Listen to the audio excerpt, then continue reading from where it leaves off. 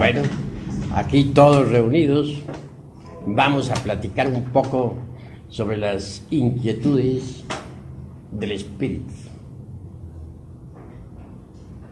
Ante todo, se necesita comprensión creadora. Lo fundamental en la vida es realmente llegar uno a conocerse a sí mismo. De dónde venimos, para dónde vamos, cuál es el objeto de la existencia, para qué vivimos, por qué vivimos, etcétera, etcétera, etcétera. Ciertamente es aquella frase que se puso en el frontispicio del templo de Delfos, es axiomática. Nocete ipsum, hombre, conócete a ti mismo y conocerás al universo y a los dioses.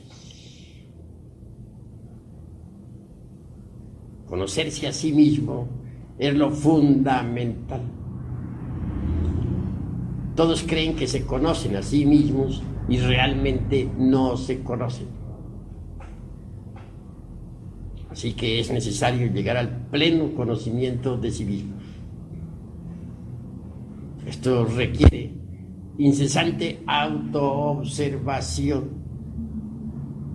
Necesitamos vernos tal cual somos. Desafortunadamente las gentes admiten fácilmente que tienen un cuerpo físico, mas cuesta trabajo que comprendan su propia psicología, que la acepten en forma cruda, real. El cuerpo físico aceptan que lo tienen, que pueden verlo, tocarlo, palparlo, mas la psicología es un poco distinta, un poco diferente. Ciertamente que como no pueden ver su propia psiquis, no pueden tocarla, palparla, pues para ellos es algo vago que no entienden. Cuando alguna persona comienza a observarse a sí misma, es señal inequívoca de que tiene intenciones de cambiar. Cuando alguien se observa a sí mismo, se mira a sí mismo, nos está indicando que se está volviendo diferente a los demás. En las diversas circunstancias de la vida podemos nosotros autodescubrirnos. Es de los distintos eventos de la existencia de los que nosotros podemos sacar el material psíquico necesario para el despertar de la conciencia. En relación, pues, con las personas, ya sea en la casa, ya sea en la calle, en el campo, en la escuela, en la fábrica, etcétera. Los defectos que llevamos escondidos afloran espontáneamente. Y si estamos alertas y vigilantes como el vigía en época de guerra, entonces los vemos. Defecto descubierto debe ser comprendido íntegramente en todos los niveles de la mente. Si por ejemplo pasamos por una escena de ira, supongamos, tendremos que comprender todo lo que sucedió. Supongamos que tuvimos una pequeña riña, tal vez llegamos a un almacén, pedimos algo, el empleado nos trajo otra cosa que nosotros no habíamos pedido, entonces nos irritamos ligeramente. Señor, le decimos, pero si he pedido es tal cosa y usted me está trayendo tal otra. ¿No se da cuenta que usted que estoy de afán? No puedo perder mi tiempo. He ahí una pequeña riña, un pequeño disgusto. Es obvio que necesitamos comprender qué fue lo que pasó. Si llegamos a casa, debemos de inmediato concentrarnos profundamente en el hecho sucedido. Y si ahondamos en los motivos profundos que nos hicieron actuar en esa forma y de esa manera y regañar al empleado o al mozo porque no nos trajo lo que habíamos pedido, venimos a descubrir nuestra propia autoimportancia. Es decir, nos hemos venido a creer muy importantes. Obviamente ha habido en nosotros eso que se llama engreimiento, orgullo, irritabilidad, he ahí impaciencia, he ahí varios defectos. La impaciencia es un defecto, el engreimiento es otro defecto, la autoimportancia, sentirnos muy importantes, he ahí otro defecto, el orgullo, sentirnos muy grandes y ver con desprecio al mozo que nos estaba sirviendo. Todos esos motivos nos hicieron comportarnos en forma inarmónica. De paso hemos descubierto varios yoes que deben ser trabajados, comprendidos. Habrá de estudiarse a fondo lo que es el yo del engreimiento. Habrá de comprendérsele totalmente. Habrá de analizársele. Habrá de estudiarse a fondo lo que es el yo del orgullo. Habrá de estudiarse a fondo lo que es el yo de la autoimportancia. Habrá de estudiarse a fondo lo que es el yo de la falta de paciencia, lo que es el yo de la ira, etc. Es un grupo de yoes. Cada uno debe ser comprendido por separado, estudiado, analizado. Tenemos que aceptar que detrás de ese pequeño e insignificante suceso se esconden un grupo de yoes, y que esos naturalmente pues están activos. Hay que estudiarlo a cada uno por separado, porque dentro de cada uno de ellos está embotellada la esencia, es decir, la conciencia. Entonces hay que desintegrarlos, aniquilarlos, reducirlos a polvareda cósmica. Para desintegrarlos tendremos que concentrarnos en la Divina Madre Kundalini, suplicarle, rogarle los reduzca a polvo. Pero primero habrá que comprender un defecto, pongamos la ira, y luego después de haberlo comprendido, entonces rogar a la Divina Madre Kundalini la elimine. Después comprender la impaciencia, suplicarle a ella elimine tal error. Después comprender la autoimportancia. ¿Por qué nos creemos importantes? Si nosotros no somos más que míseros gusanos del lodo de la tierra. ¿En qué basamos nuestra autoimportancia? ¿En qué la fundamentamos? Realmente no hay un basamento para nuestra autoimportancia, porque nada somos. Cada uno de nosotros no es más que un vil gusano del lodo de la tierra. ¿Qué somos ante el infinito? Ante la galaxia en que vivimos, ante esos millones de mundos que pueblan el espacio sin fin. ¿Por qué sentirnos autoimportantes? Así, analizando cada uno de nuestros defectos, los vamos comprendiendo. Y defecto que vayamos comprendiendo debe ser eliminado con ayuda de la Divina Madre Kundalini. Es obvio que habrá que suplicarle a ella, que habrá que rogarle elimine el defecto que uno vaya comprendiendo. En una escena, pues, forman parte varios yoes. Tengamos otra escena, una de celos, por ejemplo. Incuestionablemente es grave eso.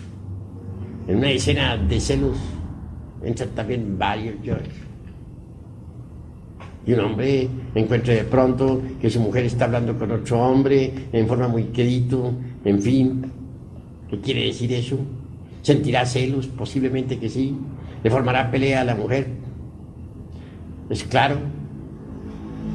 Pero si observamos esa escena, ahí hubo celos, ira, amor propio. Varios yoes, pues. El yo del amor propio se sintió herido. Los celos entraron en actividad. La ira también. Cualquier escena, pues, cualquier acontecimiento, cualquier evento, debe servirnos de base para el autodescubrimiento. En cualquier evento venimos a descubrir que tenemos dentro de nosotros mismos varios yoes. Eso es obvio. Varios yoes. Por todos estos motivos se necesita que nosotros estemos alertas y vigilantes como el vigía en época de guerra. Es indispensable el estado de alerta percepción, alerta novedad. Si no procedemos en esa forma, la conciencia continuará metida dentro de los agregados psíquicos que en nuestro interior cargamos y no despertaría jamás. Tenemos que comprender que estamos dormidos.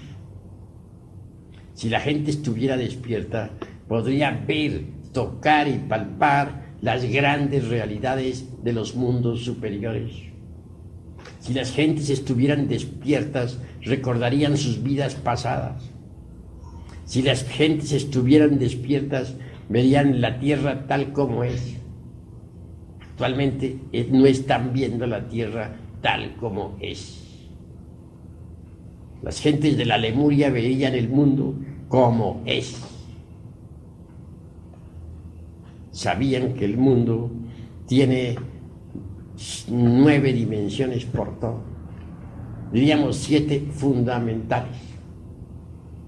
Y veían al mundo pues en forma multidimensional. En el fuego percibían las salamandras o criaturas del fuego. En las aguas percibían a las criaturas acuáticas, a las ondinas, a las nereidas. En el aire era claro para ellos, eran claros para ellos los silfos. Y dentro del elemento tierra veían a los gnomos. Cuando levantaban los ojos hacia el infinito, podían percibir a otras humanidades planetarias. Los planetas del espacio eran visibles para los antiguos en forma distinta, pues veían el aura de los planetas y también podían percibir a los genios planetarios.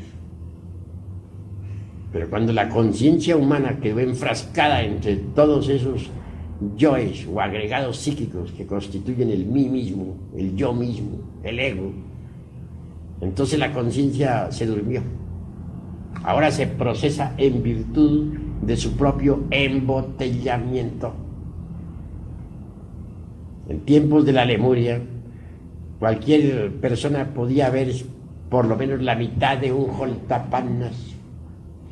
Un holtapannas equivale a 5,5 millones de tonalidades del color. Cuando la conciencia que se quedó metida entre el ego, los sentidos degeneraron.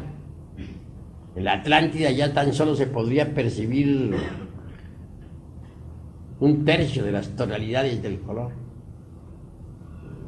Y ahora apenas sí se perciben los 7 colores del espectro solar y unas pocas tonalidades.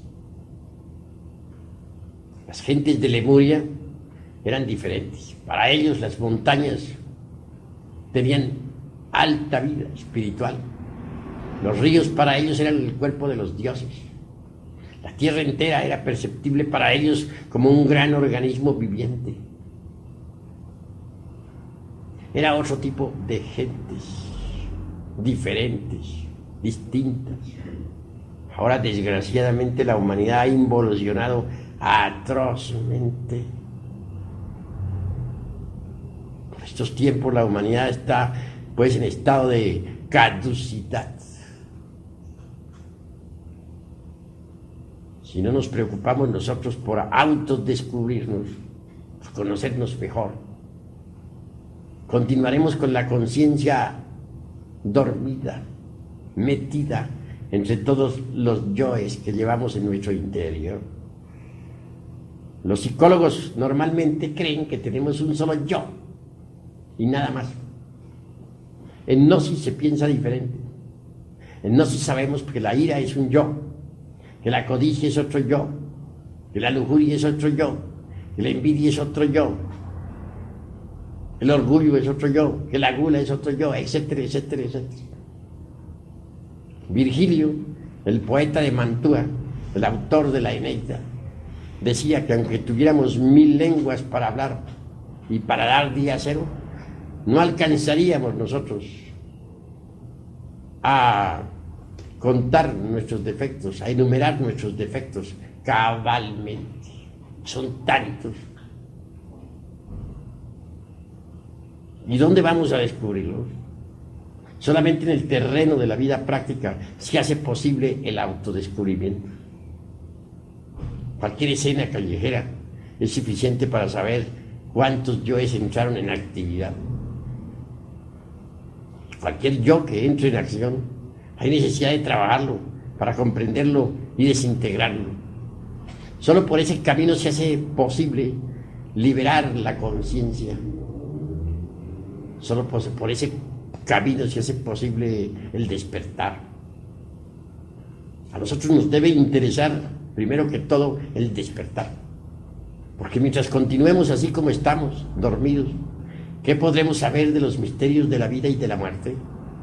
¿Qué podremos saber de lo real, de la verdad? Para poder uno llegar a conocer a fondo los misterios de la vida y de la muerte, se necesita indispensablemente despertar. Es posible despertar si uno se lo propone, pero no es posible despertar si la conciencia continúa embotellada entre todos esos yoes.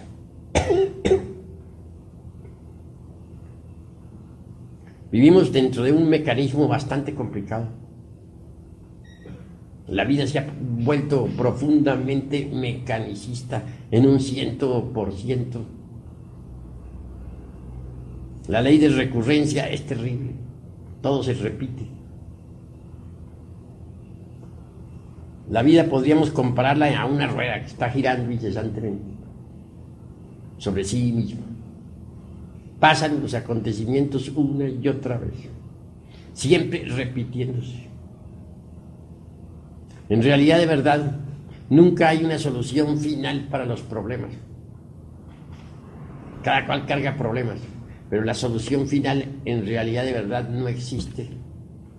Porque si hubiera una solución final para los problemas que uno tiene en la vida, esto significaría que la vida no sería vida, sino muerte. Así pues, la solución final no se conoce. Gira la rueda de la vida, siempre pasando los mismos acontecimientos, repitiéndolos en forma más o menos modificada, más o menos alta o baja, pero repitiéndolos.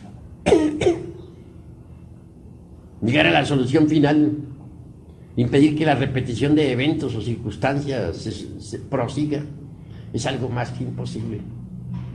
Entonces lo único que tenemos nosotros es que aprender a saber cómo vamos a reaccionar ante las distintas circunstancias de la vida. Si siempre reaccionamos de la misma forma, si siempre reaccionamos con violencia, si siempre reaccionamos con lujuria, si siempre reaccionamos con codicia ante los hechos diversos que se repiten una y otra vez en cada existencia humana, pues no cambiaríamos nunca. Porque los acontecimientos que ustedes están viviendo actualmente ya los vivieron en la pasada existencia. Esto significa que, por ejemplo, si ahora están ustedes sentados escuchándome, en la pasada existencia también estuvieron sentados escuchándome. No sea aquí mismo, en esta casa, pero sí en cualquier lugar de la ciudad. Así también, en la antepasada estuvieron sentados escuchándome. En la trasantepasada estuvieron también sentados escuchándome y yo estuve hablándole a ustedes. Es decir, siempre esta rueda de la vida está girando y los acontecimientos van pasando. Siempre son los mismos. Así pues, es imposible impedir que los acontecimientos dejen de repetirse. Lo único que podemos hacer es cambiar nuestra actitud hacia los acontecimientos de la vida. Si nosotros aprendemos a no reaccionar ante ningún impacto proveniente del mundo exterior, si aprendemos a ser serenos, impasibles, entonces sucederá que podremos evadir o podremos evitar que los acontecimientos produzcan en nosotros los mismos resultados. Supongamos que, vamos a ver, por ejemplo, en una pasada existencia, por ejemplo, estuve hoy platicando aquí con su hermano gnóstico, el doctor, ¿cómo es tu nombre? Humberto Díaz, sobre un acontecimiento que cité en mi libro titulado El misterio del áureo florecer. Hablábamos de aquella existencia en la cual me llamé yo Juan Conrado,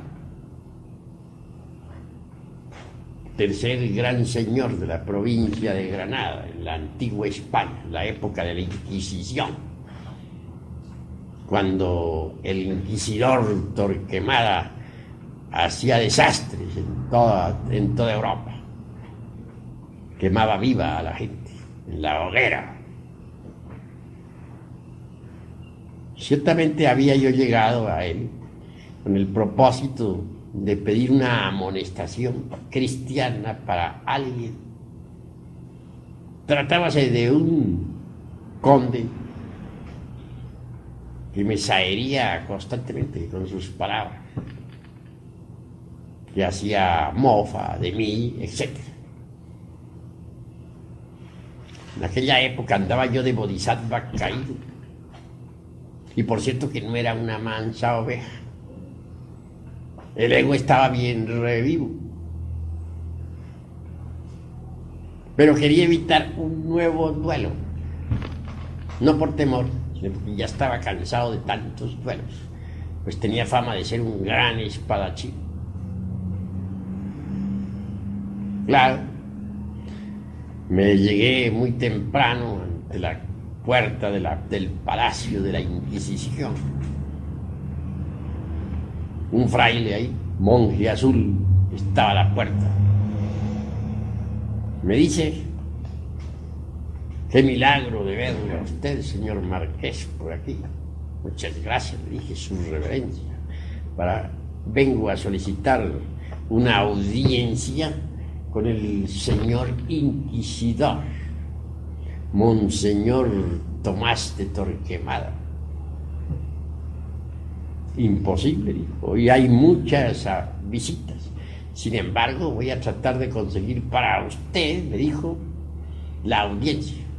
Muchas gracias, su reverencia, le dije, por adaptarme naturalmente a todos los convenios de aquella época. En realidad, de verdad, tenía que adaptarse uno, o de lo contrario, pues se le ponía la cosa grave. En todo caso, el monje aquel desapareció como por encanto y aguardé pacientemente que regresara. Al fin regresó. Ya de regreso Me dice: está conseguida para usted la audiencia, señor Marqués. Puede pasar. Y pasé. Atravesé un patio, llegué a un gran salón que estaba en tinieblas. Pasé a otro salón que estaba también en profundas tinieblas. Por último, a un tercer salón. Ese estaba iluminado por una lámpara. La lámpara se hallaba colocada sobre una mesa. Ante la mesa estaba sentado el inquisidor don Tomás de Torquemada. Nada menos que el gran inquisidor. Un ser, pues, cruel. Sobre su pecho caía una gran cruz.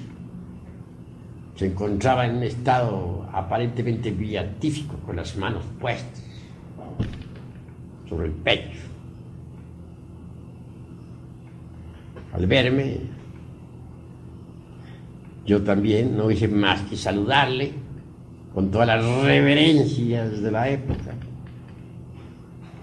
Me dijo: siéntese usted, señor Marqués, ¿qué lo trae a usted por aquí? Entonces le dije: vengo a solicitar una amonestación cristiana para el conde don fulano de tal y tal y tal, de 50.000 nombres y apellidos, que lanza sus sátiras contra mí, mofas, burlas, y no tengo ganas de otro duelo más. Quiero evitar un nuevo duelo. Oh, no se preocupe usted, señor Marqués, me respondió. Ya tenemos muchas quejas contra ese condecito aquí en la casa inquisitorial. Vamos a hacerlo aprehender. Le llevaremos a la torre de martirio, le levantaremos, le meteremos los pies entre carbones encendidos para quemarle bien los pies, para que sufra. Le levantaremos las uñas de las manos, le echaremos plomo derretido en las uñas. Lo torturaremos y después lo llevaremos a la plaza pública y lo quemaremos en la hoguera. Bueno, yo no había pensado ir tan lejos. Únicamente iba a pedir una amonestación cristiana. Claro, quedé perplejo al escuchar a Torquemada hablando en esa forma. Luego con las manos puestas sobre el pecho, en una actitud beatífica. Aquello me causó horror. No pude menos que manifestar mi descontento. Hay que decirle, pues, usted es un perverso. Yo no he venido a pedirle que queme vivo ni a nadie, ni que venga a usted a torturar a nadie. Únicamente he venido a pedirle una amonestación cristiana y eso es todo. Ahora se dará cuenta usted porque no estoy de acuerdo con su secta. Y en fin, pronuncié otras tantas palabras y lancé algunos tantos gritos que por ahora me reservo, con un lenguaje un poquito altisonante, motivo más que suficiente como para que aquel alto dignatario de la Inquisición dijera: ¿con qué esas tenemos, señor Marqués? Hizo sonar una campana y apareció un grupo de caballeros armados hasta los dientes. Se puso de pie aquel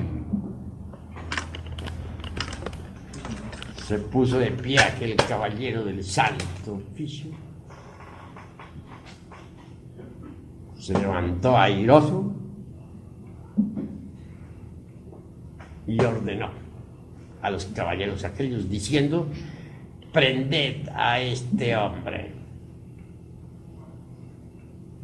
Un momento, caballeros, les dije. Recordad las reglas de la caballería. Que en aquella época las reglas de la caballería eran respetables y respetabilísimas por todo el mundo. Dadme una espada, le dije, al estilo pues gachupín, que estaba metido entre gachupines, pues claro, y me batiré con cada uno de vosotros. Era ni más ni menos que un gachupina blanco, que nos encontrábamos reencarnados en plena edad, bueno, en plena edad media, en épocas de Torquemada. Un caballero me entrega la espada, me da una espada, yo la recibo, luego da un paso hacia atrás y me dice: ¡en guardia! Le respondí: siempre estoy. Y nos trabamos en Duralí. No se oía sino los golpes de las espadas. Parecía que esas espadas, a golpearse unas con otras, lanzaban chispas. Aquel caballero era muy hábil en la esgrima, pues manejaba las armas a la maravilla. Y yo tampoco era una mansa oveja, claro está que no. Total que el duelo fue muy grave.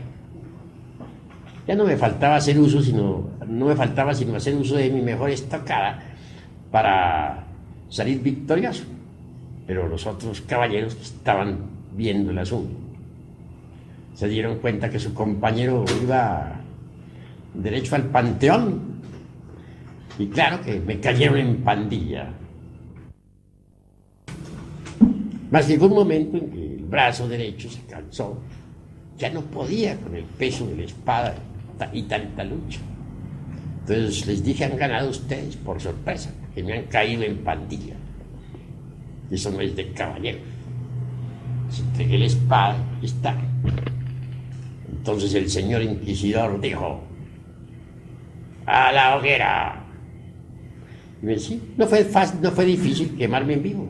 Ahí tenían un poco de leña al pie de un poste de acero. Me encadenaron a aquel poste, prendieron fuego a la leña, y a los pocos segundos estaba yo allí ardiendo como tea encendida. Sentí gran dolor en las carnes. Veía cómo mi cuerpo físico se quemaba hasta quedar reducido todo a cenizas. Di un paso intencionalmente a ver, pero lo curioso fue que antes de dar el paso sentí que aquel dolor supremo se convertía en felicidad. Entendí que más allá del dolor, mucho más allá del dolor, existe la felicidad. El dolor humano, por muy grave que sea, tiene un límite. Una lluvia bienhechora comenzó a caer sobre mi cabeza y sentí que me aliviaba. Di un paso y vi que podía dar otro. Total, salí de aquel palacio caminando despacito. Y era que ya había desencarnado. El cuerpo físico pereció pues en la hoguera de la Inquisición.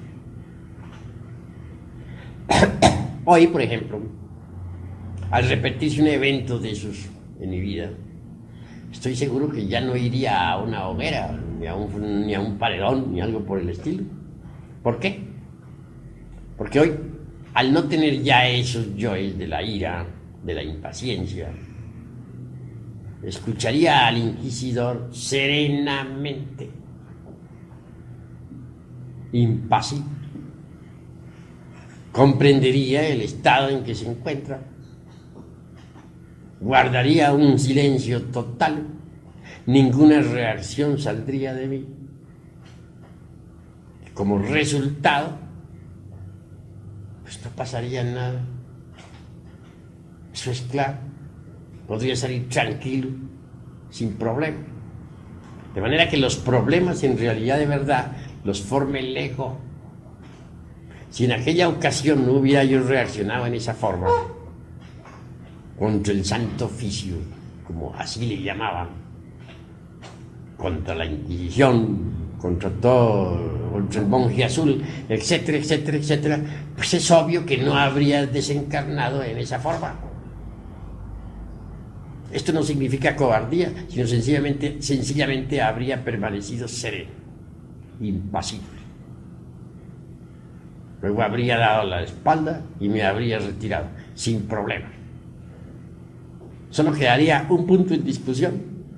el condecito aquel habría sido aprehendido, quemado vivo en la hoguera, ¿no? Y se me podría echar la culpa a mí. No, habría tenido el valor de ir a informarle eso al conde. Aunque aquel conde se hubiera llenado de tremenda ira contra mí. Él le habría salvado su existencia. Tal vez hasta el hombre hubiera quedado agradecido. Es decir, las circunstancias fatales no habrían sucedido si el ego hubiera sido desintegrado. Desgraciadamente tenía un ego muy desarrollado. Y esos son los problemas que se forma el ego. Cuando uno no tiene ego, esos problemas no se suceden. Puede que las circunstancias se repitan, pero ya no sucede, ya no vienen esos problemas.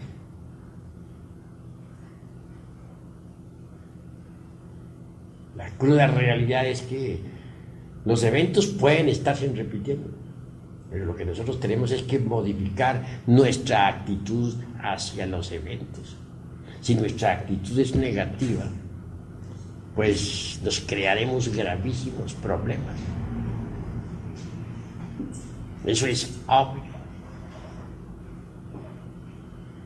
Necesitamos pues cambiar nuestra actitud hacia la existencia. Pero uno no puede cambiar su actitud hacia la vida si no elimina aquellos elementos perjudiciales que lleva en su psiquis. La ira, por ejemplo, ¿cuántos problemas le trae a uno la ira? La lujuria, ¿cuántos problemas le trae a uno la lujuria? Los celos, ¿cuán nefastos son? La envidia, ¿cuántos inconvenientes le proporciona a uno? Uno tiene que cambiar su actitud ante las distintas circunstancias de la vida. Estas se repiten con uno o sin uno, pero se repiten. Pueden repetirse sin uno o con uno, pero se repiten. Lo que importa es que uno cambie su actitud hacia las distintas circunstancias de la vida. Es decir, necesitamos nosotros autoconocernos profundamente. Si nos autoconocemos, descubrimos nuestros errores. Y si los descubrimos, los eliminamos. Y si los eliminamos, despertamos. Y si despertamos, venimos a conocer los misterios de la vida y de la muerte. Venimos a experimentar eso que no es del tiempo. Eso que es la verdad. Pero mientras nosotros continuemos con la conciencia embotellada entre el ego, entre el yo, o entre los yoes, obviamente no sabremos nada de los misterios de la vida y de la muerte. No podremos así experimentar lo real. Viviremos en la ignorancia.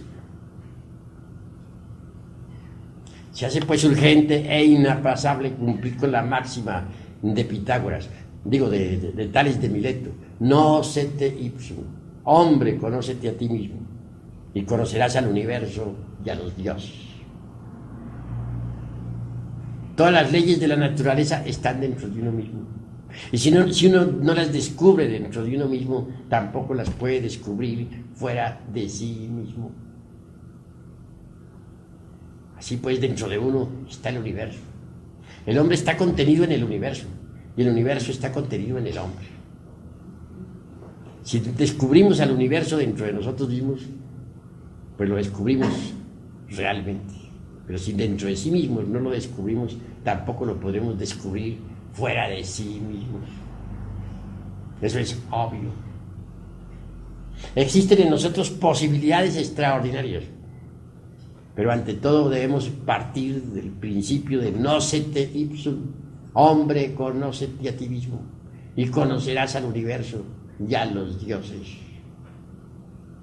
La personalidad, por ejemplo, la falsa personalidad, por ejemplo, es óbice para la verdadera felicidad. Todo ser humano tiene una falsa personalidad que está formada por el engreimiento, por la vanidad, por el orgullo, por el temor por el egoísmo, por la ira, por la autoimportancia, por el autosentimentalismo, etc. La falsa personalidad es verdaderamente problemática, pero está dominada por ese tipo de yoes que he enumerado. Mientras uno posea la falsa personalidad, en modo alguno habrá de conocer la real felicidad. ¿Cómo la conocería? Si uno quiere ser feliz, y todos tenemos derecho a la felicidad, tiene que empezar por eliminar la falsa personalidad. Pero para poder eliminar la falsa personalidad, tiene uno que eliminar los yoes que la caracterizan, los que he enumerado. Eliminados esos yoes, entonces todo cambia. Se crea en nuestra conciencia un centro de gravedad continua y deviene un estado de felicidad extraordinaria. Pero mientras exista la falsa personalidad, la felicidad no es posible. Debemos tener en cuenta todo eso si es que realmente nosotros anhelamos algún día ser felices. Incuestionablemente, lo más importante en la vida práctica viene a ser precisamente fabricar, o digo yo, cristalizar en la humana personalidad eso que se denomina alma. Alma. ¿Qué se entiende por alma? Todo ese conjunto de poderes, fuerzas, virtudes, facultades, etcétera, del ser. Si uno elimina, por ejemplo, el defecto o el yo de la ira, en su reemplazo cristalizará en nuestra humana persona la virtud de la serenidad. Si uno elimina el defecto del egoísmo, en su reemplazo cristalizará en nuestra humana persona la virtud maravillosa del altruismo. Si uno elimina el defecto de la lujuria, en su reemplazo cristalizará en nuestra alma la virtud extraordinaria de la castidad. Si uno elimina de su naturaleza el odio, en su reemplazo cristalizará en nuestra personalidad el amor. Si uno elimina de la personalidad el defecto, por ejemplo, de la envidia, en su reemplazo cristalizarán en la humana persona la alegría por el bien ajeno, la filantropía, etc.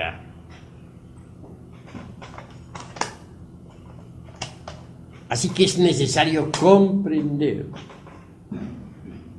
que hay necesidad de eliminar los elementos indeseables de nuestra psiquis para cristalizar en nuestra humana persona eso que se llama alma, un conjunto de fuerzas, de atributos, de virtudes, de poderes cósmicos, etc.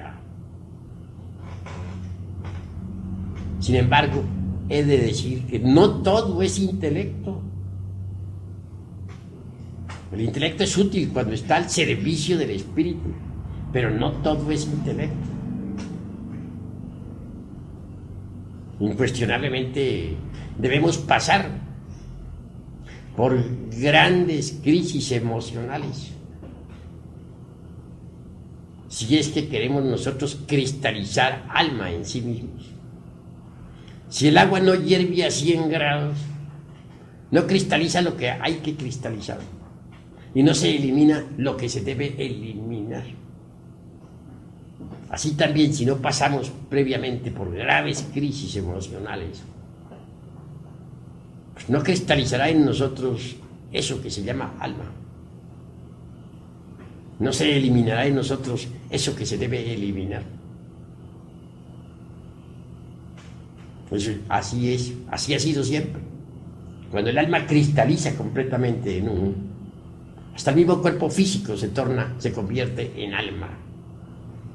Jesús de Nazaret, el gran Kabir, habló claro sobre eso. Dijo, en paciencia poseeréis vuestras almas.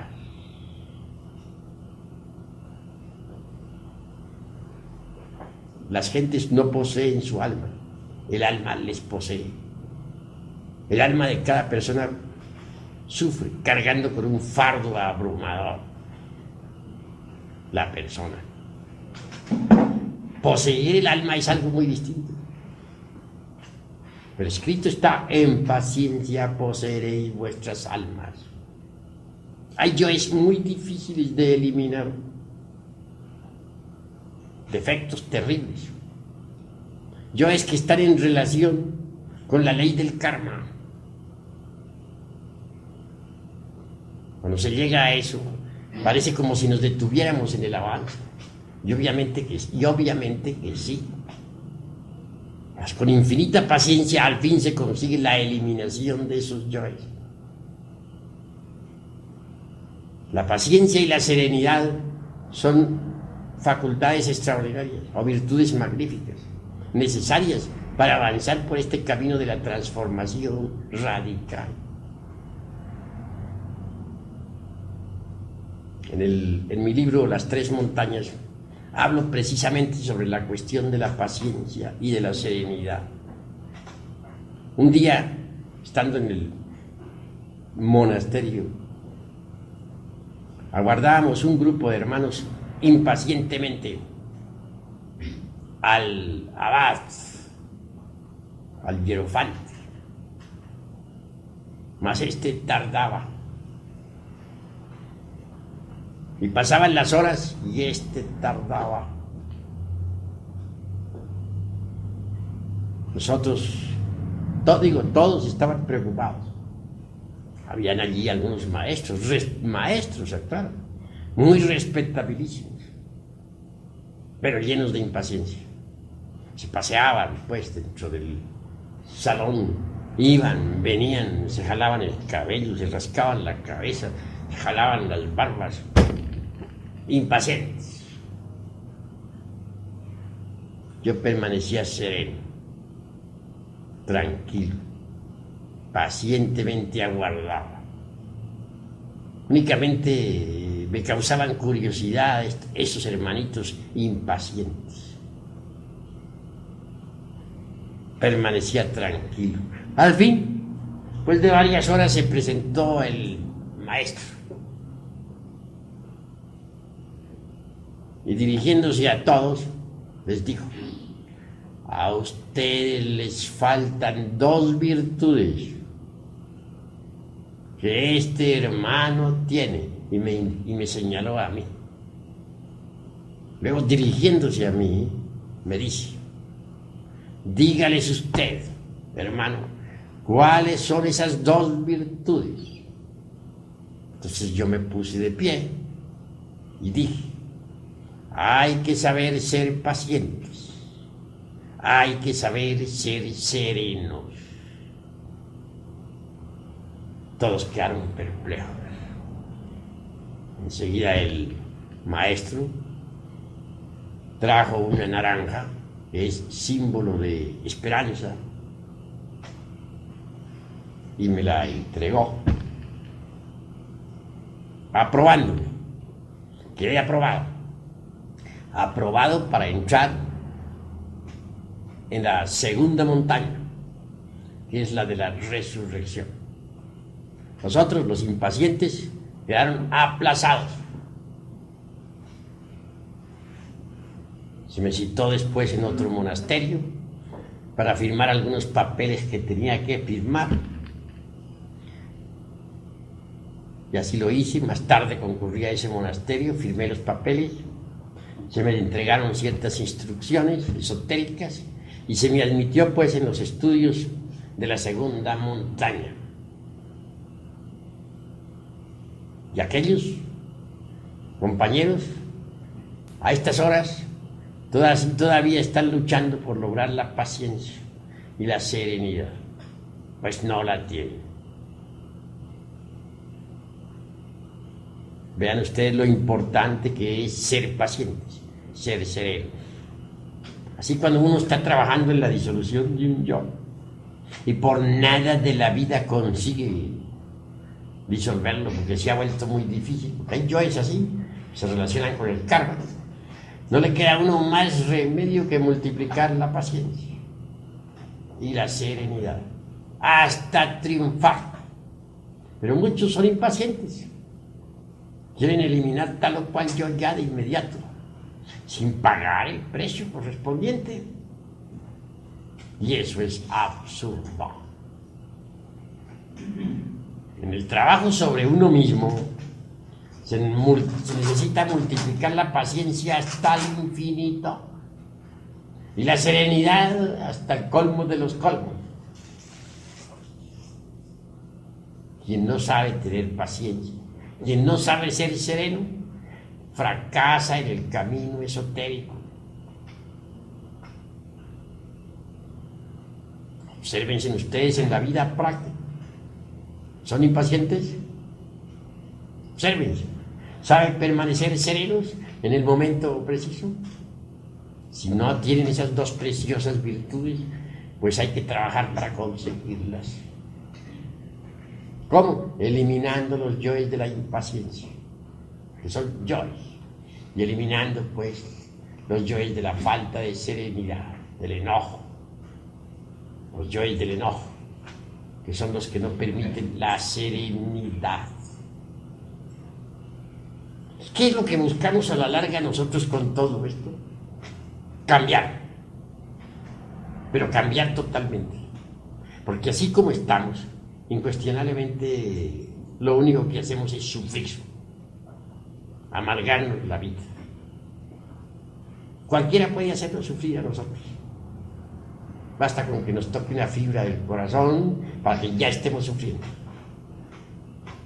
Si nos dicen una palabra dura, sufrimos. Si nos dan unas palmaditas en el hombro y unas palabras dulces, nos alegramos. Así somos de débiles. Nuestros procesos psicológicos no dependen ya, mejor dicho, no tenemos nosotros poder sobre nuestros procesos psicológicos. Cualquiera puede manejarnos nuestra psiquis. ¿Quieren ver ustedes una persona enojada? Díganle una palabra dura y la verán enojada. Y luego quieren verla contenta, denle una palmadita en el hombro y lo verán, y díganle unas palabras dulces y a cambio, ya está contenta. Qué fácil es, ¿no? Cualquiera juega con la psiquis de los demás. Qué débiles son estas criaturas. Se trata pues de cambiar, de que todo esto que tenemos nosotros de débil se ha eliminado. Hasta nuestra misma identidad personal debe perderse para nosotros mismos. Esto quiere decir que el cambio debe ser tan radical, hasta nuestra misma identidad personal. Soy fulano de tal XX. Pues debe perderse para sí mismo. Llegar el día en que no encontremos a nuestra misma identidad personal.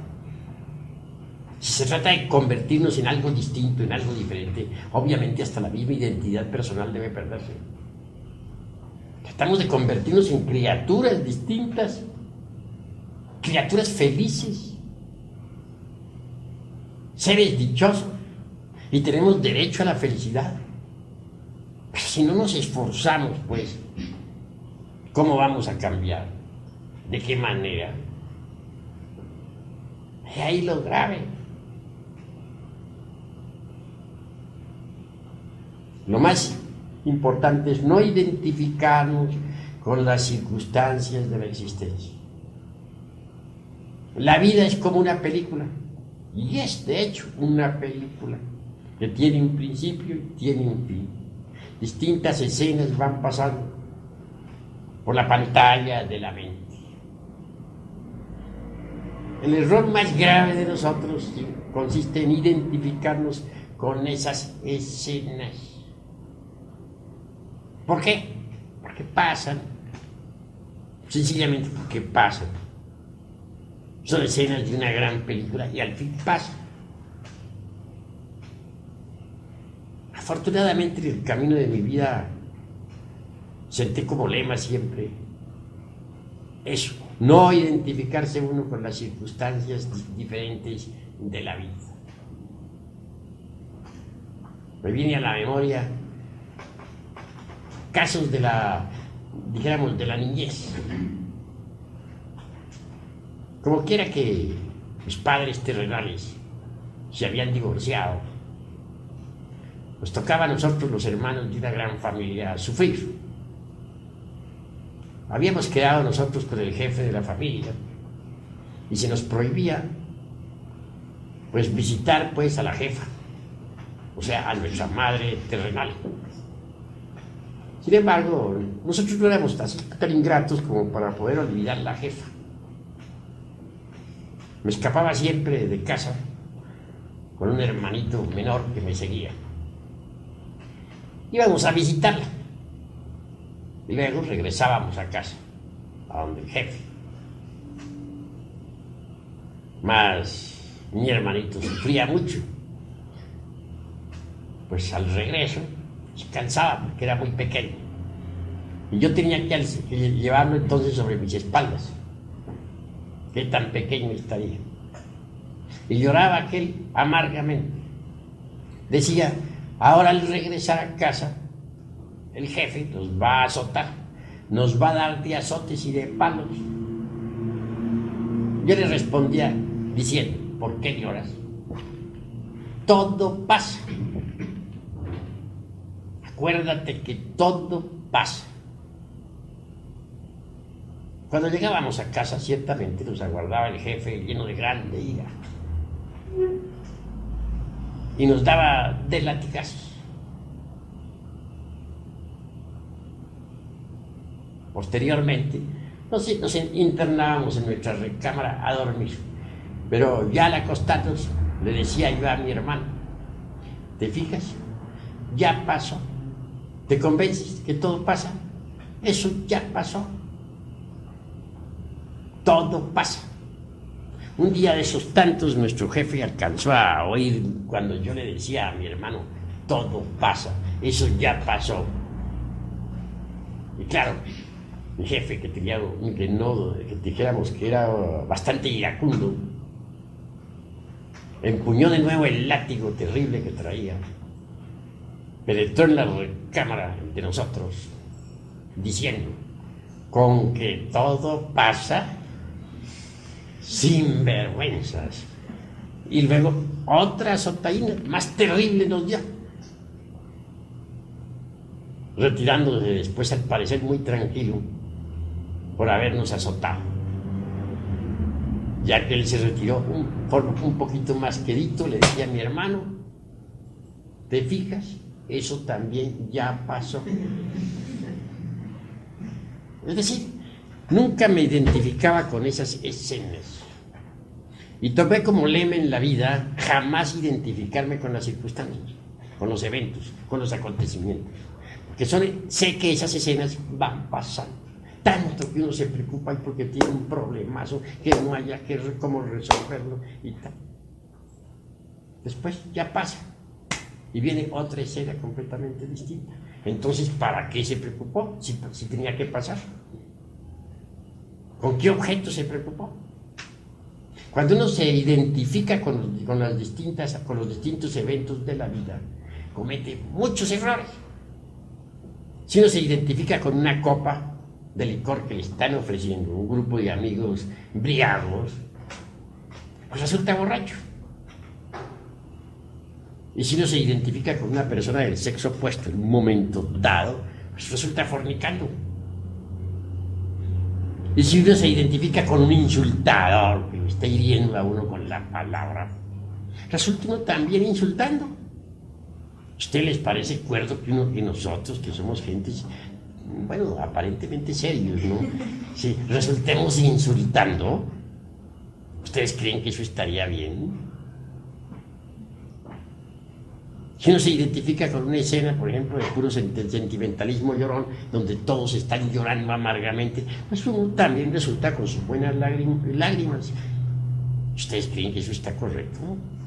Que otros nos pongan a llorar así porque les dio su gana. Esto que estoy diciéndoles a ustedes es indispensable. Si es que ustedes quieren autodescubrirse. Es indispensable, porque si uno se identifica completamente con una escena, pues quiere decir que se ha olvidado de sí mismo, se ha olvidado del trabajo que está haciendo. Entonces está perdiendo el tiempo tontamente. Las gentes se olvidan de sí mismas, completamente. Se olvidan de su propio ser interior profundo, porque se identifican con las circunstancias.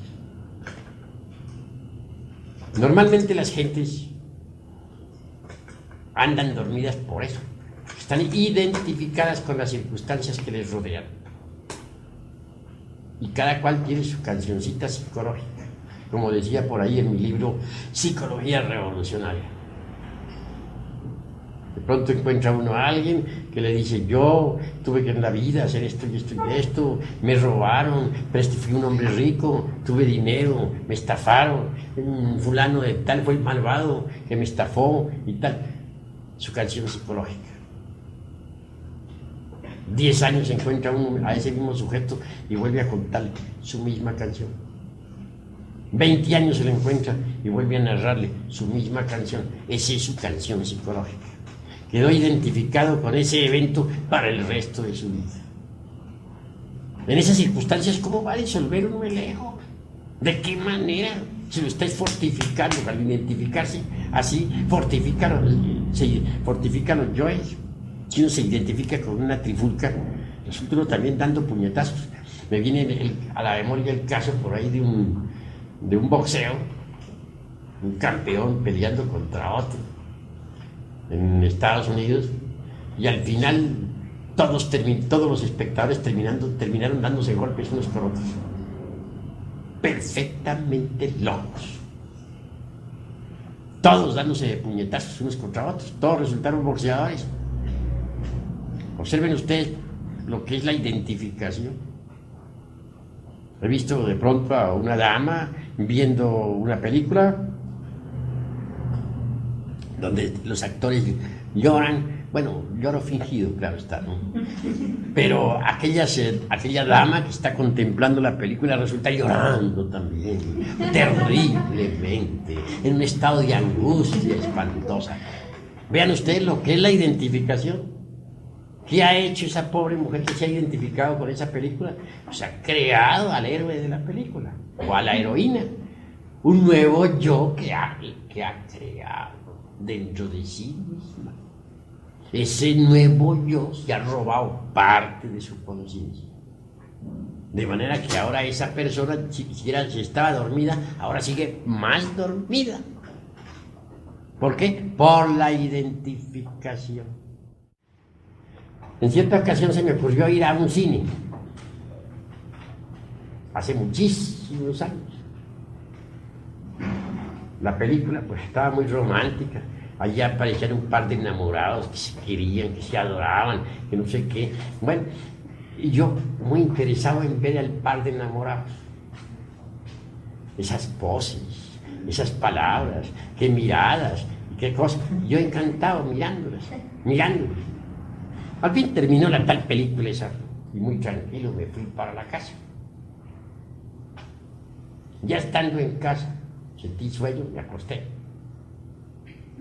Entonces esa noche fui a dar al mundo de la mente. Allí me encontré una mujer como aquella que yo había admirado en la película. Estaba hasta guapita. Y estaba frente a mí, la tal mujer. Me senté con ella en una mesa y a tomar algunos refrescos, muy contento. Vinieron las dulces palabras, muy semejantes a las de la película, por cierto. Conclusión, bueno, no llegué hasta la cópula química ni nada por el estilo, pero no faltaron los besos, los abrazos, las caricias, las ternuras y 50.000 cosas por el estilo.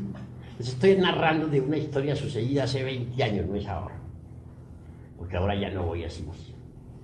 Pero en aquella época sí, iba a algún cine. Me parecía que era una diversión sana, así creía yo. Conclusión, la escena no estaba muy buena, un poquito erótica. De pronto cambió el panorama y descendí del mundo de la mente al mundo astral. Son dos mundos diferentes. Ya al llegar al mundo astral me encontré dentro de un gran templo y pude verificar que un maestro me había estado analizando. Claro, en mi interior me dije, metí la pata. Me retiré a unos pocos pasos a guardar a ver qué sucedía. Y de pronto el maestro aquel me envía un papel con el guardián del templo. El guardián me lo entregó. Leí el papel, decía, retírese usted inmediatamente de este templo, pero con INRI. Con INRI es conservando el fuego, puesto que no había propiamente fornicado, no pasaba de las ternuras. Bueno, total que entonces dije yo, bueno, ni modo, esto está grave.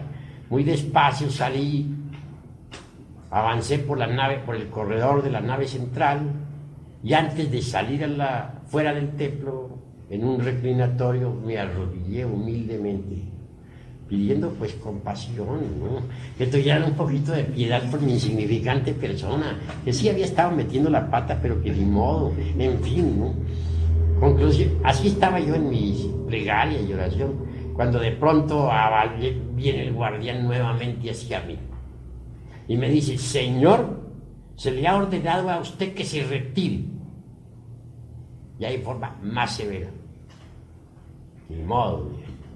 Pero era que quería hablar yo con el maestro, le dije.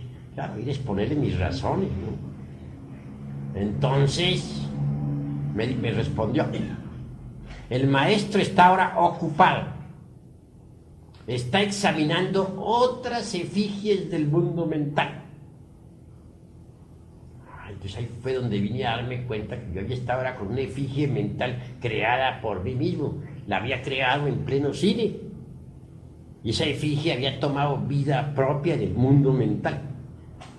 Era una mujer exactamente igual a la actriz que había visto en la película. Total que en mi pobre mente la había reproducido. Y ahora en el mundo de la mente me había encontrado cara a cara con tal efigie creada por mí mismo. El maestro continuaba examinando otras efigies de otros. Y ya no me quedó más remedio que salirme del templo. Volví a mi cuerpo físico. La otra noche, durante todo el día siguiente estuve muy triste, lamentando haber ido a cine. Qué metida de pata, dije, no he debido haber ido. Vea lo que fui yo a crear, una efigie mental. Es decir, estuve muy amargado. Aguardaba así que llegara la noche a ver qué quedábamos. Pedí perdón 50.000 millones de veces al Cristo íntimo, porque dije, él es el único que podrá perdonarme de ese metidón de pata. Y al otro día, a la noche siguiente, pedí de todo corazón que me repitieran la prueba, que me sentía capaz de salir victorioso, que no más ternuras ni más caricias para ese efigie mental, etc. Y ciertamente me concedieron la repetición de la prueba. Me llevaron en cuerpo mental al mismo lugar, a la misma mesa. Volví a encontrarme otra vez con la dama de los ensueños, la actriz que había visto en la pantalla. Ya iban a empezar las ternuras nuevamente y me acordé de la cuestión. Inmediatamente desenvainé la espada flamígera y dije, conmigo tú no puedes, tú no eres más que una forma mental creada por mi propia mente. Y ahí mismo hice uso de la flamígera, volví pedazos ese efigie mental, se volvió polvo. Pasado eso, entonces fui nuevamente llamado al templo astral. Y entré al templo astral, esta vez victorioso. Triunfante, me recibieron con mucha música y mucha fiesta nuevamente. Después vinieron las instrucciones diciéndoseme que no volviera a cine, porque podría perder la espada. Me llevaron en astral a mostrarme lo que son los cines. Vi que estaban llenos de efigies mentales, las efigies que dejaban los espectadores.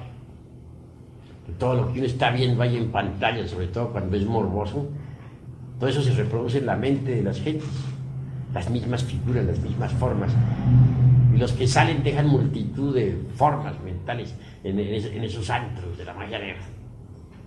Conclusión, se me dijo que en vez de estar viendo cines, repasara mis vidas anteriores, que eso era más útil que estar yendo a esos cines. Yo cumplí con la orden, pues claro, y dejé de ir a cines. Pero ¿qué fue lo que me perjudicó? Pues haberme identificado con aquella película que estaban dando. Me pareció tan interesante y la dama aquella me pareció tan hermosa en aquella época que yo mismo llegué a sentirme siendo el galán, y no el de la pantalla, sino yo. Resultado, fracaso. Eso sucedió hace 20 años, pero no, o unos 22 años, pero no se me ha olvidado.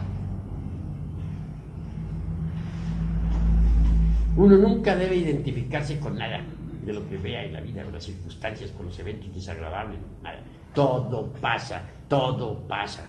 Debe aprovechar, sí, todas las circunstancias para estudiarse, para observarse a sí mismo. En vez de estar identificado con una circunstancia desagradable, estar uno estudiándose a sí mismo. A ver, tengo ira, tengo celos, tengo odio, ¿qué estoy sintiendo en este momento ante esto que me está sucediendo?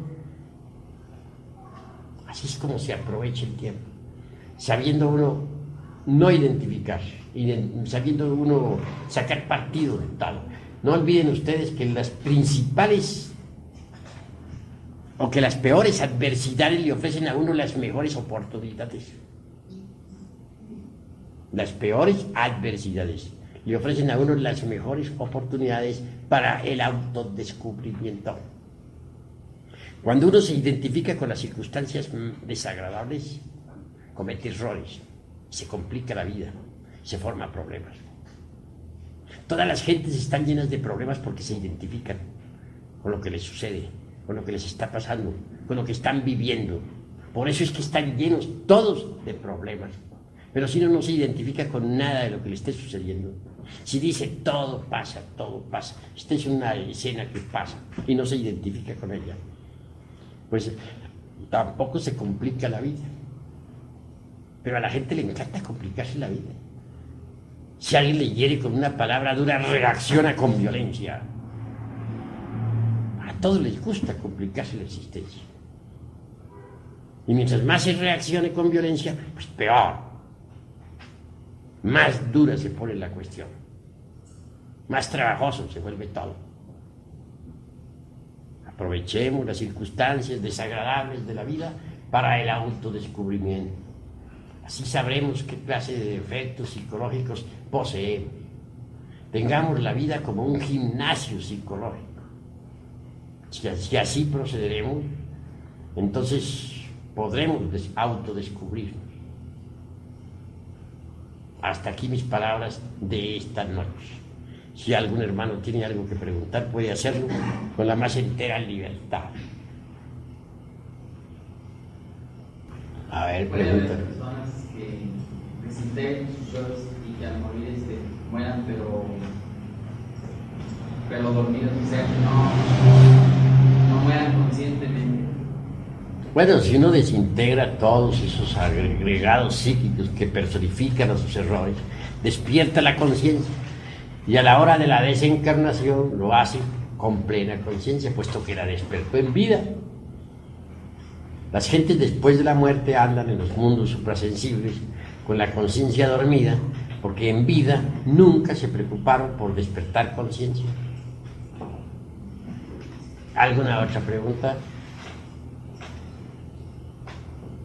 Sí. Por ejemplo, ¿qué efecto tiene el que uno diga, si no se identifica uno con una escena, qué efecto tiene el después decir, debía haber hecho esto otro, al actuar? Pues al decir debiera haber hecho esto, o debiera haber hecho Lo otro indica que sí se identificó con la escena. Que cuando uno no se identifica con esa escena, la mente queda quieta, tranquila y en silencio, como si nada hubiera sucedido. Eso es todo. ¿Alguna otra pregunta? Sí. Cuando uno no se siente a gusto ni identificado con esas escenas, y por lo contrario se siente mortificado, ¿es justo? Pues de todas maneras indica que está identificado. Porque si no se sintiera mortificado o a disgusto con tales o cuales escenas, pues es obvio que tampoco se mortificaría, ¿no? Si uno se mortifica por tal o cual evento, por tal o cual suceso, es porque se ha identificado. Si uno no se identifica, ¿por qué tiene que mortificarse? La identificación es óbice para la comprensión. La identificación hace que los yoes se fortifiquen. Cuando uno se identifica con algo, esto le puede ocasionar naturalmente o placer o dolor. Pero si uno no se identifica con nada, pasa más allá del placer y del dolor. ¿Alguna otra pregunta? ¿Quién tiene algo que decir? Habla. Se habla de dimensiones y de planetas y bueno, tengo entendido que usted es de un planeta. Entonces no comprendo qué diferencias hay entre las dimensiones a seres de otros planetas. Bueno, estás haciendo una pregunta que está fuera del temario. No compagina con lo que estamos hablando. Puedo contestarte, pero preguntas en este momento que sean del tema. El objeto de estas preguntas es para ayudar a aclarar lo que hemos platicado. Claro que sobre planetas y dimensiones tendré mucho gusto en platicar, pero en otras conferencias. Esta es únicamente sobre la cuestión de la exploración del ego o del yo. ¿Alguna otra pregunta, hermanos? Bueno, habla pues. ¿Cómo puede usted ubicar el punto, cómo se explicaría usted el punto de equilibrio entre la no identificación y llegar a caer a la indiferencia de los hechos que nos atraen? Pues sencillamente, Es decir, ¿cómo se puede llegar a una seguridad interna? ¿A qué se apela en aquel momento pues, importante o clave de la vida de uno?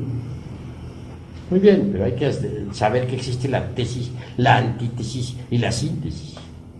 La síntesis incuestionablemente lo lleva a uno a la solución del problema que tú has planteado.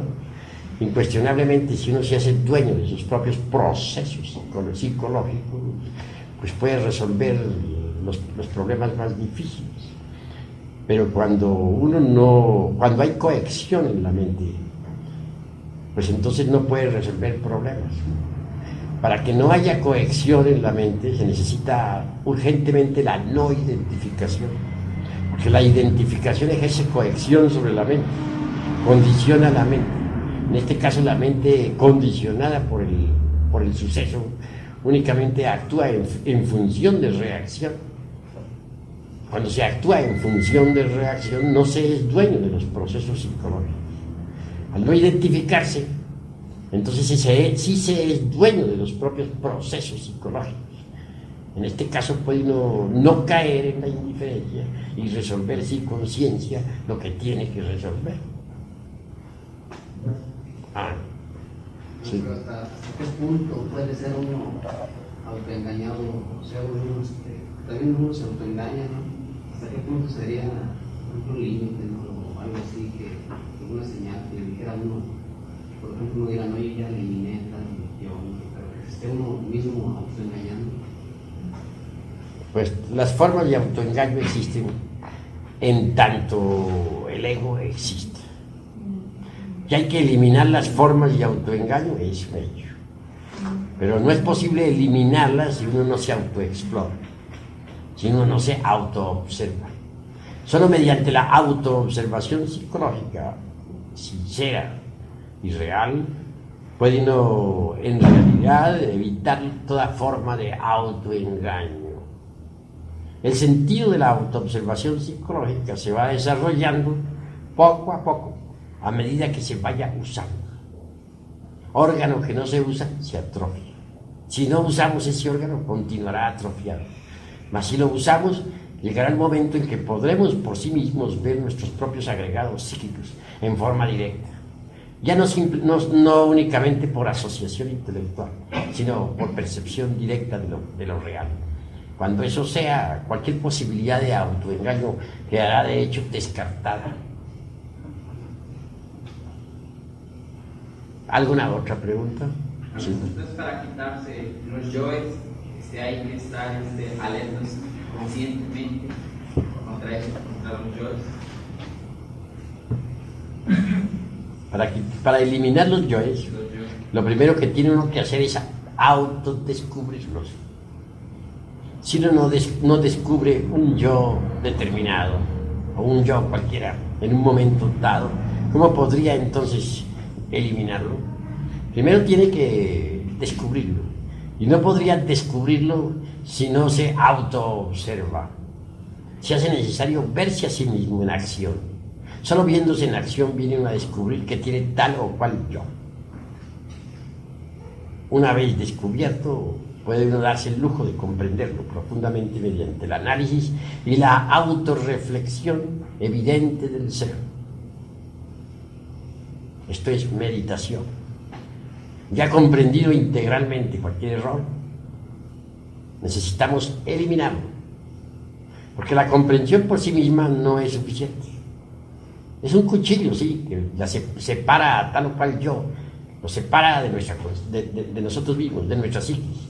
Es el cuchillo de la conciencia que separa a un agregado, pero ese agregado continúa convertido en demonio tentador, buscando la forma de acomodarse nuevamente en cualquiera de los 5 cilindros de la máquina orgánica. Se necesita desintegrarlo.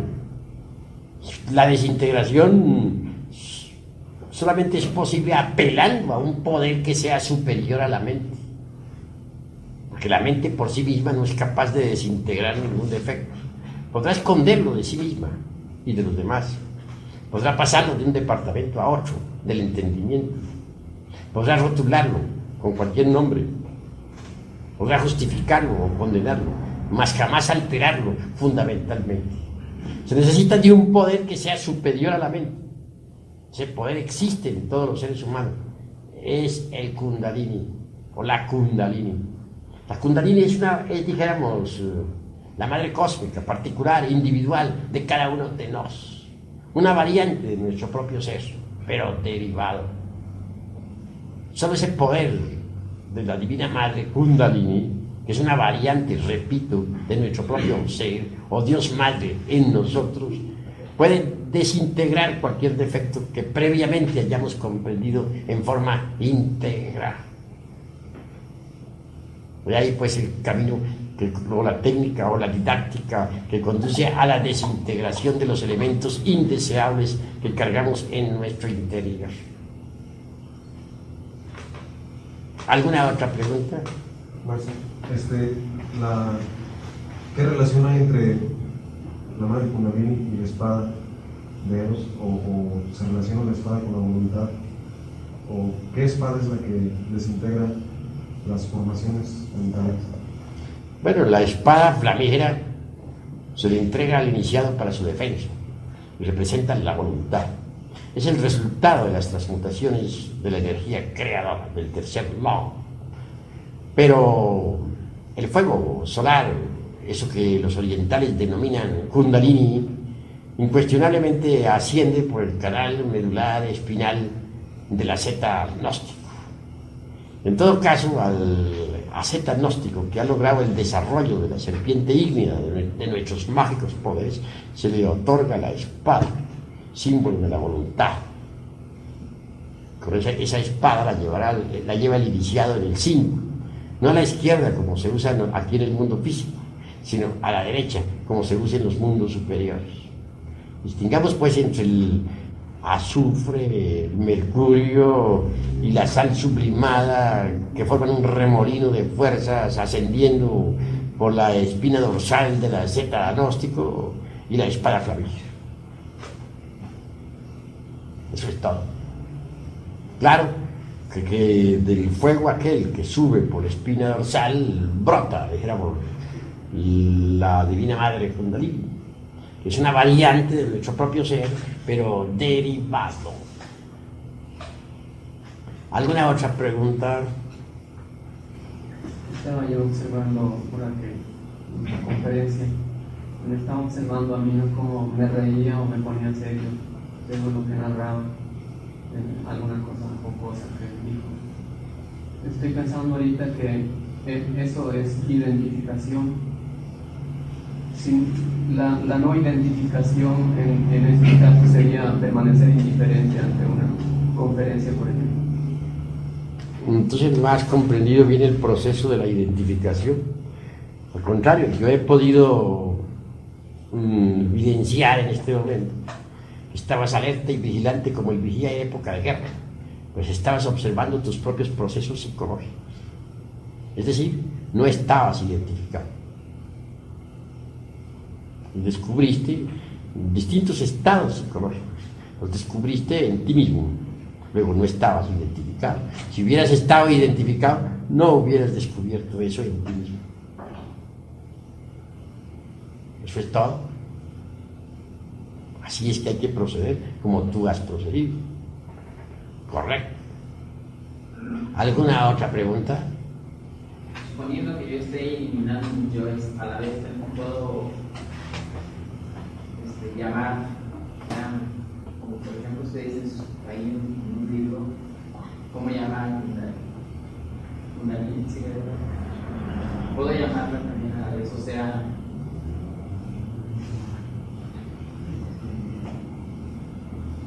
bueno, se puede invocar a la Divina Madre Kundalini, se puede llamar cuando uno ya está dispuesto a eliminar, pero antes de eliminar hay que comprender aquello que va a eliminar.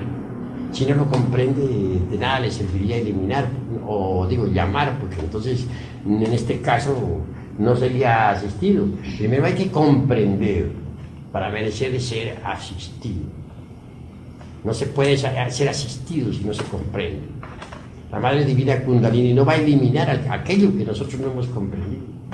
El objeto de comprender es para liberar la esencia embutida en el agregado psíquico que se va a eliminar.